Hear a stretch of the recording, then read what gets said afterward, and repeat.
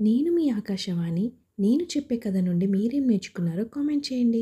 ఒక చెట్టు మీద ఒక చిన్న ఉడత ఉంది. అది ఒక ఏనుగును చూసింది. అరే, ఈ ఏనుగు ఒక చిన్న కొండలాగా ఉంది. ఇంత పెద్ద శరీరాన్ని ఇది ఎలా మోయగలదో ఏమో. నాలాగా ఎగరలేదు, దూకలేదు. చిన్నగా ఉంటే ఎంత హాయిగా ఉంటుందో కదా అని నవ్వుకుంది. అంతలో ఒక్కసారిగా గాలివాన మొదలైంది.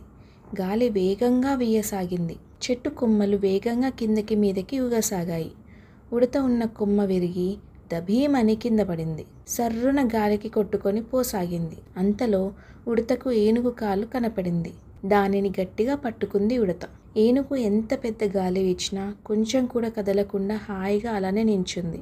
అది చూసిన ఉడత, ఈ ఏనుగే లేకపోతే నేనేమైపోయేదాన్నో ఏమో.